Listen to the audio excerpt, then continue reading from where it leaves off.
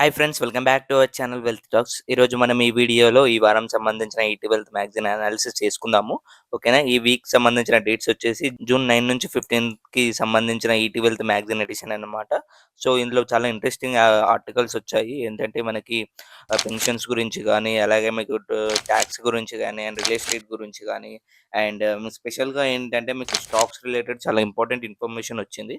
So video ఎక్కడ కూడా skip చేయకుండా లాస్ట్ వరకు చూడండి. అండ్ ఎవరైతే కొత్త వాళ్ళు చూస్తున్నారో మన ఛానల్‌లో ఎవ్రీ వీక్ ఈటీ వెల్త్ మ్యాగజైన్ అనాలిసిస్ వస్తుంది మండే రోజు. ఓకేనా? సో దట్ ఇది మనకి అందరికీ ఉపయోగపడుతుంది కాబట్టి, సో మిస్ అవ్వకుండా ఉండాలంటే ఇప్పుడే వీడియోని లైక్ చేసి సబ్స్క్రైబ్ చేసి పెట్టుకోండి. అండ్ మర్చిపోకుండా బెల్ ఐకాన్ మాత్రం ఆన్ చేసి పెట్టుకోండి. అండ్ టాపిక్‌లోకి వెళ్ళిపోతే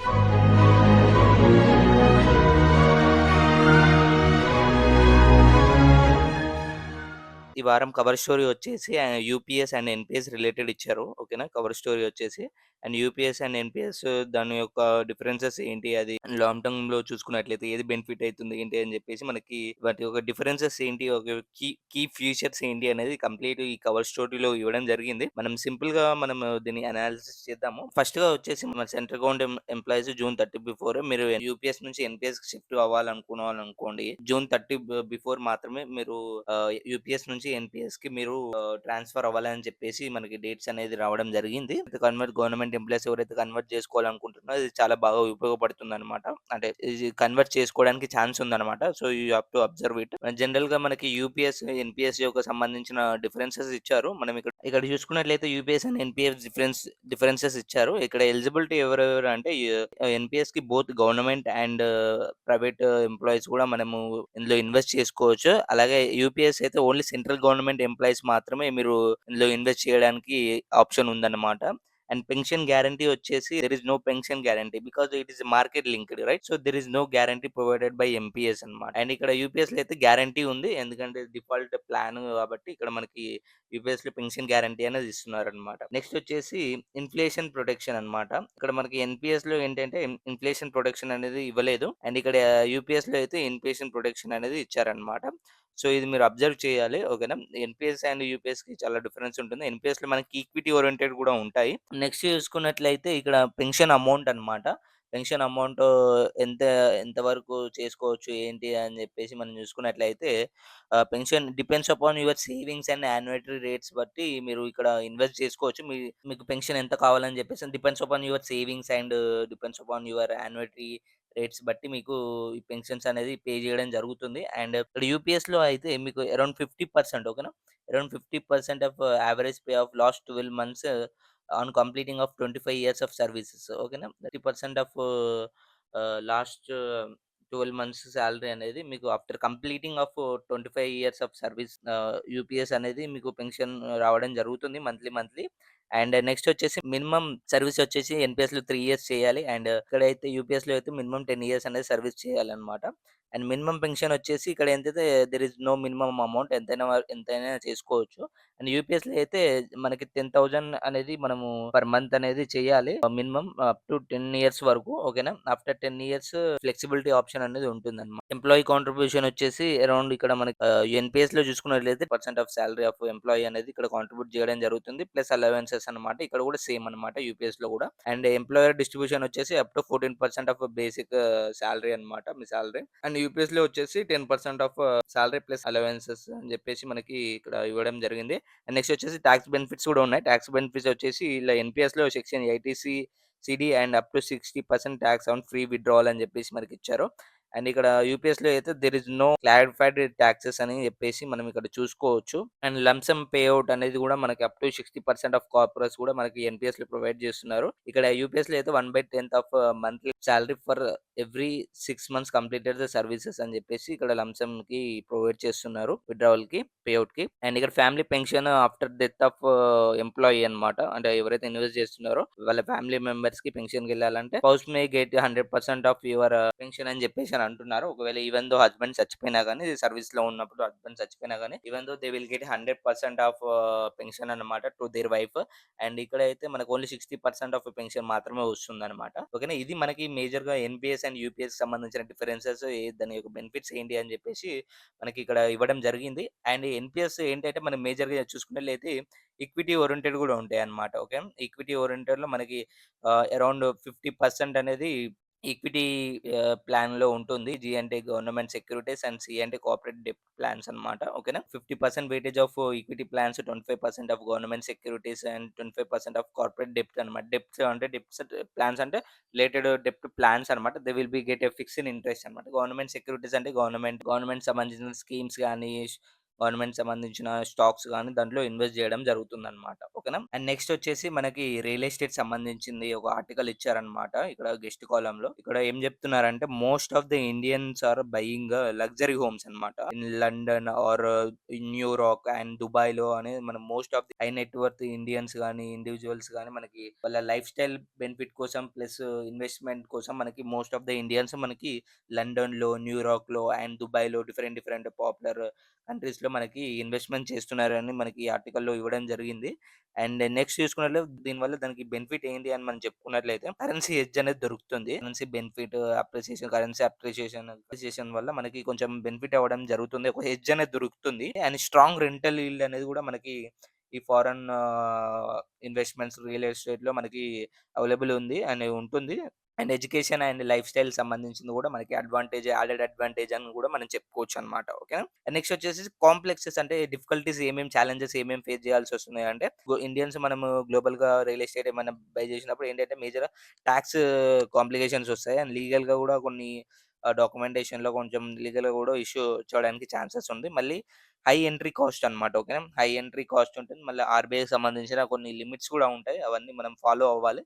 ఇలాంటి ప్రోస్ అండ్ కాన్స్ అనేది మనకి ఇంటర్నేషనల్‌లో రియల్ ఎస్టేట్ బై చేస్తే మనకి ప్రోస్ అండ్ కాన్స్ అనేవి ఇలా ఉంటాయన్నమాట. అది ఈ ఆర్టికల్‌లో మనం అర్థం చేసుకోవచ్చు. అండ్ నెక్స్ట్ వచ్చేసి స్టాక్స్ గురించి ఇచ్చారు. ఎబిటా రైజింగ్ అని చెప్పేసి. ఈ ఆర్టికల్‌లో ఎబిటా రైజింగ్ స్టాక్స్ అనేది ఇచ్చారు. మనం స్టాక్స్ ఏంటి ఏంటి అని మనం చూసుకున్నట్లయితే ఓరియంట్ ఎలక్ట్రిక్ అరౌండ్ 9 అనలిస్ట్‌లు బై రికమెండేషన్ ఇచ్చారు. అలాగే మీకు 12 అని చెప్పేసి మనకి అరౌండ్ 10 అనలిస్ట్ అనేది బై రేటింగ్ ఇచ్చారు. అండ్ బ్రిడ్జ్ ఎంటర్‌ప్రైజెస్ అనేవి కూడా అరౌండ్ 11 అనలిస్ట్ అనేది బై రేటింగ్ ఇచ్చారు. And Jupiter Life Line Hospitals and National Aluminium కూడా మనకి మంచి ఎబిటా అనేది గ్రో అవుతుంది. ఎబిటా అంటే మనకి టాప్ లైన్‌లో మనకి ఎబిటా అంటే మన కోర్ బిజినెస్ నుంచి వచ్చిన ప్రాఫిట్స్ అన్నమాట. ఎబిటా అంటే సింపుల్‌గా earning before interest, tax and depreciation and amortization అని చెప్పేసి మనం అర్థం చేసుకోవచ్చన్నమాట. More women are buying health insurance అని చెప్పేసి మనకి ఆర్టికల్ ఇచ్చారు.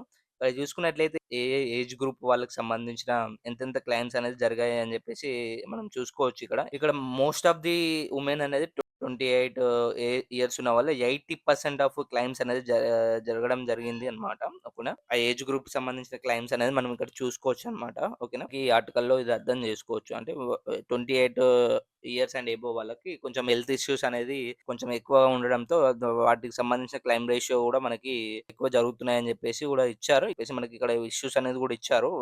వాళ్ళ ఏజ్‌కి సంబంధించిన వాళ్ళ ఇష్యూ సంబంధించిన వాళ్ళ క్లెయిమ్ రేషియో సంబంధించిన ఒక చిన్న సర్వే రిపోర్ట్ అనేది ఇవ్వడం జరిగిందనమాట. Empty offices and fuel bills అంటే mirage of the commercial real estate అనమాట. ఓకేనా. కమర్షియల్ రియల్ ఎస్టేట్ సంబంధించిన రిస్క్ ఏమేమి ఉంటాయి అని చెప్పేసి మనకి ఈ ఆర్టికల్‌లో ఇవ్వడం జరిగింది. ఇక్కడ మేజర్‌గా మీకు కమర్షియల్ రియల్ ఎస్టేట్‌కి సంబంధించిన రిస్క్ ఏం జరుగుతుంది ఏంటి అని చెప్పేసి మనం చూసుకున్నట్లయితే అనికేష్ మేత్రా గారికి సంబంధించిన ఒక ఎగ్జాంపుల్ అనేది ఇవ్వడం జరిగింది. 2016లో ఒక కమర్షియల్ ప్రాపర్టీ కొన్నాడు 1 క్రోర్ పెట్టి. అండ్ కరెంట్ ఎస్టిమేటెడ్ వాల్యూ వచ్చేసి ఓన్లీ 1.3 ఉందన్నమాట. 1.3 క్రోరే ఉందన్నమాట. దానికి యాన్యువల్ మెయింటెనెన్స్ కూడా ఉంటుంది కదా! ఆ commercial property around annual maintenance వచ్చేసి 1.5 లాక్ అవుతుంది. And almost 10 years holding period ఉంది ఈయనకి. అండ్ ఆర్‌ఓఐ చూసుకున్నట్లయితే జస్ట్ 1.25% అనేది ఆర్‌ఓఐ కింద వర్కౌట్ అయిందని మనం అర్థం చేసుకోవచ్చు ఈ వాల్యూ బట్టి. అండ్ ఎలాంటి రెంటల్ ఇన్‌కమ్ కూడా రాలేదని మనం అర్థం చేసుకోవచ్చన్నమాట. ఓకే. నెక్స్ట్ చూసుకున్నట్లయితే రాహుల్ సంబంధించిన ఎగ్జాంపుల్ ఇచ్చారు. ఇక్కడ చూసుకున్నట్లయితే 2014లో ఈయన 63 లాక్స్ ఆఫ్ ప్రాపర్టీ పర్చేజ్ చేశాడు 2014లో. అండ్ 11 ఇయర్స్ దానికి ఓనర్‌గా ఉన్నాడు. అండ్ 3 ఇయర్స్ రెంట్ ఇచ్చారు. Vacate for 7 years and 7 years తర్వాత వెకేట్ చేయడం జరిగింది. 3 ఇయర్స్ రెంట్ ఇచ్చారు. అండ్ 7 ఇయర్స్ మాత్రం ఖాళీగానే ఉంది. అండ్ ఆర్‌ఓఐ చూసుకున్నట్లయితే అరౌండ్ 4.94% అనేది ఆర్‌ఓఐ వర్కౌట్ అవుతుంది. Which is very poor ROI అని చెప్పేసి మనం అర్థం చేసుకోవచ్చు. సో, కమర్షియల్ రియల్ ఎస్టేట్‌లో ఇలా ఫేక్ ప్రామిసెస్ చేసి, ఫేక్ ఫాల్స్ ఇన్ఫర్మేషన్ ఇచ్చేసి, ఫాల్స్ హోప్ క్రియేట్ చేసి మనకి ఇక్కడ ఇలాంటి మిస్టేక్స్, ఇలాంటి ప్రాబ్లమ్స్ అనేది ఫేస్ చేయాల్సొస్తది ఇన్వెస్టర్స్. సో, దీని బదులు కమర్షియల్ ప్రాపర్టీలో ఇన్వెస్ట్‌మెంట్ చేయాలనుకుంటే కమర్షియల్ ప్రాపర్టీకి సంబంధించిన మ్యూచువల్ ఫండ్స్ ఉంటాయి. ఓకేనా. రిట్స్ ఉంటాయి. రిట్స్ అంటే రియల్ ఎస్టేట్ ఇన్వెస్ట్‌మెంట్ ట్రస్ట్ సంబంధించిన రిట్స్ ఉంటాయి. వీటిలో మనకి స్మాలర్ అమౌంట్‌తోని గూడా ఇన్వెస్ట్ చేయొచ్చు. అండ్ లోయర్ రిస్క్ ఎక్స్‌పోజర్ అనేది గూడా ఉంటుందనమాట. అంటే తక్కువ రిస్క్‌తోని మనము దీనిలో ఇన్వెస్ట్‌మెంట్ చేయొచ్చు. అండ్ బెటర్ స్మాల్ అమౌంట్‌తో కూడా ఇన్వెస్ట్ చేయొచ్చు. బెటర్ రిస్క్ రివార్డ్ అనేది మనకి ఎ ఈ మ్యూచువల్ ఫండ్స్‌లో అనేది మీకు వర్కౌట్ అవుతుందనమాట ఆల్టర్‌నేట్‌లో. ఇక్కడ చూసుకున్నట్లయితే చాలా ఇంపార్టెంట్. రీసెంట్‌గా మనకి ఆర్‌బీఐ రేట్స్ అనేది ఇంట్రెస్ట్ రేట్స్ కట్ చేసింది కదా! So, before June 6 loan amount ఎంత ఉంటే ఎంతెంత ఈఎంఐ పడుతుంది. And after 6 repo rate cut తర్వాత ఎంతెంత టాక్స్ ఎంత ఈఎంఐ కట్టాలి. అండ్ దాన్ని ఎంత ఎంత అమౌంట్ సేవ్ చేసుకున్నామని ఈ ఇమేజ్ అనేది చెప్తుంది. బిఫోర్ 6 చూసుకున్నట్లయితే 50 లాక్స్ ఆఫ్ మీకు లోన్ ఉన్నట్లయితే అరౌండ్ 8.5% ఇంట్రెస్ట్ రేట్‌కి అండ్ 240 మంత్స్ ఈఎంఐ కట్టాలి సార్. మంత్లీ ఈఎంఐ వచ్చేసి అరౌండ్ 43,391 అండ్ ఓవరాల్ ఇంట్రెస్ట్ వచ్చేసి 54 లాక్స్ అనమాట. ఓకేనా? 1,00,00,000 ఇచ్చారు అండ్ 1.5 ఇచ్చారు. ఇక్కడ చూసుకున్నట్లయితే ఇప్పుడు రెపో రేట్స్ ఆర్‌బీఐ మనకి 50 basis points of repo rates cut చేసిందంటే మనకి ఆల్‌మోస్ట్ 0.5% అనేది మనకి ఇంట్రెస్ట్ అనేది తగ్గుతుందన్నమాట. ఓకేనా? ఆ ఇంట్రెస్ట్ మనం ఇక్కడ చూసుకున్నట్లయితే మీకు ఇక్కడ 8.5% పడింది కదా! ఇక్కడ మీకు ఓన్లీ 8% మాత్రమే పడుతుంది. అండ్ 50 లాక్స్‌కి అండ్ ఇక్కడ మీకు ఈఎంఐ ఎంత సేవ్ అవుతుందంటే ఈ 0.5% తగ్గినందుకు అరౌండ్ రూ. 1,569 అనేది సేవ్ అవుతుంది. ఓవరాల్‌గా ఇంట్రెస్ట్ ఎంత సేవ్ అవుతుందంటే ఈ 240 మంత్స్‌కి అరౌండ్ 3.76 లాక్స్ అనేది ఇంట్రెస్ట్ అనేది సేవ్ అవ్వడం జరుగుతుందనమాట. 1 అయితే అరౌండ్ మీకు 7.53 లాక్స్ సేవ్ అవుతుంది. అలాగే 1.5 అయితే అరౌండ్ 11.3 లాక్స్ అనేది సేవ్ అవుతుందనమాట. మనకి ఇండియాలో చీపెస్ట్ లోన్ ఏందంటే మనకు హోమ్ లోను. జనరల్‌గా ఇంట్రెస్ట్ రేట్స్ అనేది మీకు హోమ్ లోన్‌కి ఆఫర్ చేస్తారు. ఈ హోమ్ లోన్ ఎగ్జాంపుల్ తీసుకొని చెప్పారనమాట. టెన్యూర్ ఎప్పుడైనా గాని తగ్గించుకోకండి. జస్ట్ ఈఎంఐ తగ్గించుకోండి. If you are saving that amount you can choose other investment options so that you can get a better return అని చెప్పేసి ఆన్ దట్ అమౌంట్ ప్లాన్ చేయొచ్చనమాట. ఓకేనా? ఇది మనం ఈ ఇమేజ్ ద్వారా మనం అర్థం చేసుకోవచ్చు. ఓకే. నెక్స్ట్ చూసుకున్నట్లయితే పోర్టింగ్ ద హెల్త్ ఇన్స్యూరెన్స్ అని చెప్పేసి మనకి ఇక్కడ ఈ ఆర్టికల్‌లో ఇవ్వడం జరిగింది. Pros and cons. ఇక్కడ మన పోర్టింగ్ ఇన్స్యూరెన్స్ మేజర్‌గా మనకి జనరల్ పీపుల్ ఎందుకు పోర్ట్ చేస్తారంటే మీకు లైక్ రిస్టోరేషన్ బెనిఫిట్స్ గాని అండ్ నో రెంట్ లిమిట్స్ గాని దాని ద్వారా మీకు ఇన్స్యూరెన్స్ అనేది పోర్ట్ చేయడం జరుగుతుంది. అదర్ బెనిఫిట్స్ ద్వారా కూడా చాలా బెనిఫిట్స్ ద్వారా ఈ పాలిసీ కానీ ఈ పాలిసీలో బెటర్ ఆప్షన్స్ ఉన్నాయని చెప్పేసి, బెటర్ ఫెసిలిటీస్ ఉన్నాయని చెప్పేసి, బెటర్ యాడెడ్ అడ్వాంటేజెస్ ఉన్నాయని చెప్పేసి చేంజ్ అవుతా ఉంటారు జనరల్‌గా. సో, ఇక్కడ ఏం జరుగుతుందంటే మనకి పోర్టింగ్ చేయడం వల్ల ఏంటంటే మీకు మస్ట్ స్టార్ట్ ఓకేనా. కంపల్సరీగా 45 డేస్ బిఫోర్‌నే మీరు రెన్యువల్ అనేది ప్లాన్ చేయాలి. ఒక బెనిఫిట్ ఆఫ్ లాస్ అంటే ఎగ్జిస్టింగ్ పాలిసీలో ఉన్న బెనిఫిట్స్ అవన్నీ పోతాయి. అండ్ పోర్ట్ చేయడం వల్ల చాలా కంపెనీస్ కూడా మీకు రిజెక్ట్ చేయడానికి మీకు ఛాన్సెస్ ఉంటాయన్నమాట. సో, ఇది మీరు అర్థం చేసుకోవాలి. అండ్ అండర్ రైటింగ్ రిస్క్ కూడా మనకి పోర్టింగ్‌లో చాలా హై ఉంటుంది. ఎగ్జిస్టింగ్ కన్నా, మైగ్రేటింగ్ కన్నా. ఓకే. అండర్ రైటింగ్‌లో అంటే ఏంటంటే మనకి సింపుల్‌గా మనకి మీరు ఎగ్జిస్టింగ్ ఎలాంటి నో క్లెయిమ్ బోనస్ అవి ఇవి చేస్తారు కదా! దానికి సంబంధించిన క్లెయిమ్ హిస్టరీస్ గాని అవన్నీ మీకు డ్రాబ్యాక్స్ అనేది అవ్వడం జరుగుతుందనమాట. ఎగ్జిస్టింగ్‌లో ఉండడమే బెటరు. ఎందుకంటే మీరు ఫస్ట్ టైమ్ మీరు అన్నీ చూసుకొని తీసుకుంటారు కాబట్టి చాలా తక్కువ ఛాన్సెస్‌లో యూ కెన్ పోర్ట్ అనమాట. ఓకేనా? మీరు అవన్నీ ఎందుకంటే ఎగ్జిస్టింగ్ ఉన్న బెనిఫిట్స్, నో క్లెయిమ్ బోనస్‌లు, క్లెయిమ్ హిస్టరీస్ అవన్నీ ఎళ్ళిపోతాయి. సో దట్ మీరు ఎగ్జిస్టింగ్‌లో ఉంటే మీకు బెటర్ యాడెడ్ అడ్వాంటేజ్ ఉంటదని చెప్పేసి మనం అర్థం చేసుకోవచ్చు ఈ ఆర్టికల్ ద్వారా. అండ్ నెక్స్ట్ వచ్చేసి ఫైనాన్షియల్ ప్లానింగ్ ఇచ్చారు. And simple rules to spend on parents అని చెప్పేసి. ఓకే. ఏంటంటే యంగర్ జనరేషన్ గురించి వాళ్ళ పేరెంట్స్ ఎలా చూసుకోవాలి ఏంటి? అండ్ వాళ్ళ పేరెంట్స్ యొక్క ఎక్స్‌పెక్టేషన్స్ ఎలా ఉండాలి ఏంటి అని చెప్పి సింపుల్ ఆర్టికల్ ఇచ్చారు. You can go through this article interest ఉన్నవాళ్ళు యూ కెన్ చదువుకోవచ్చనమాట. అండ్ నెక్స్ట్ చూసుకున్నట్లయితే మనకి ఇక్కడ ఏంటి అంటే మనకి ఇక్కడ డిఫరెంట్ డిఫరెంట్ సెక్టార్స్‌కి సంబంధించిన year on year net profit growth అనేది ఇవ్వడం జరిగిందనమాట. డిఫరెంట్ డిఫరెంట్ సెక్టార్స్ ఇక్కడ చూసుకున్నట్లయితే. అండ్ ఈ ఇయర్ మార్చ్ 2025లో చూసుకున్నట్లయితే ఇండస్ట్రియల్ సెక్టార్‌లో మనకి around 61% of net profit growth అని ఇయర్ ఆన్ ఇయర్ అని ఇక్కడ చూపిస్తున్నారు. అలాగే మీకు వరస్ట్ నెట్ ప్రాఫిట్ వచ్చేసి మనకి అరౌండ్ కెమికల్స్‌లో చూపిస్తున్నారు. అలాగే మీకు డిస్క్రిషనరీలో చూపిస్తున్నారు. అండ్ ఇక్కడ మనకి ఆటోమొబైల్స్‌లో కూడా మనకి నెట్ ప్రాఫిట్ అంత లేదు అని చెప్పేసి చూస్తున్నారు. వేరేయాస్ మీడియా కూడా మనకి మంచి ప్రాఫిట్ గ్రోత్ అండ్ మెటల్స్‌లో కూడా మంచి 52% అరౌండ్ ప్రాఫిట్ గ్రోత్ అనేది ఈ సెక్టార్‌లో ఇయర్ ఆన్ ఇయర్ గ్రోత్ అనేది మనం ఇక్కడ ఈ ఇయర్‌లో మార్చ్ 2025 ఇయర్‌లో ఇక్కడ మనకి గ్రోత్ చూడొచ్చు. కానీ ఇక్కడ మాత్రం ఇక్కడ month June 2023, September 2023 and quarter on క్వార్టర్‌లో మనం అబ్జర్వ్ చేయొచ్చు. ఎక్కడ ఎంతెంత ప్రాఫిట్స్ అనేవి గ్రో అయినాయి ఏంటి అని చెప్పేసి దీని ద్వారా మనం అర్థం చేసుకోవచ్చనమాట.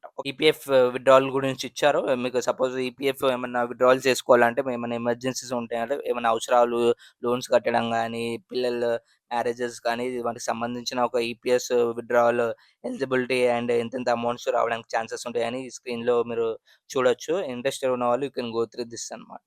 ఇంట్రెస్ట్ ఉన్న వాళ్ళు pause the screen and watch అనమాట. ఓకే.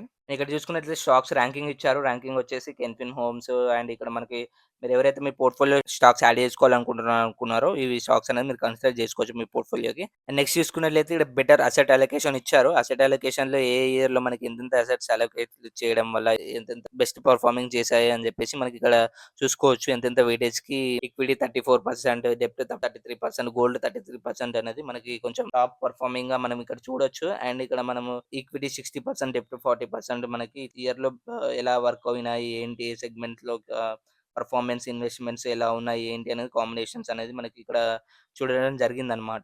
గోల్డ్ అనేది ఈ ఇయర్‌లో మన ర్యాంకింగ్ అనేది చాలా ఇంప్రూవ్ చేయడం జరిగింది అని చెప్పేసి మనం ఇక్కడ చూసుకోవచ్చు. గోల్డ్ వెయిటేజ్‌లో మనకి ఆల్‌మోస్ట్ గోల్డ్ వెయిటేజ్ వచ్చి 33% ఉంది. మనం బెటర్ వెయిటేజ్ వల్ల మంచి అసెట్ అలొకేషన్ అనేది మంచిగా మీకు ర్యాంకింగ్ అయిందని చెప్పేసి మనం ఈ ఇయర్‌లో చెప్పుకోవచ్చు. That's it for today's video అండి. మీకు కంటెంట్ నచ్చినట్లయితే కంపల్సరీ వీడియోని లైక్ అండ్ షేర్ చేయండి ఫ్రెండ్స్ అండ్ ఫ్యామిలీ మెంబర్స్‌కు. అండ్ మర్చిపోకుండా అండ్ బెల్ ఐకాన్ మాత్రం ఆన్ చేసుకోండి. And thank you for watching our video and జై హింద్.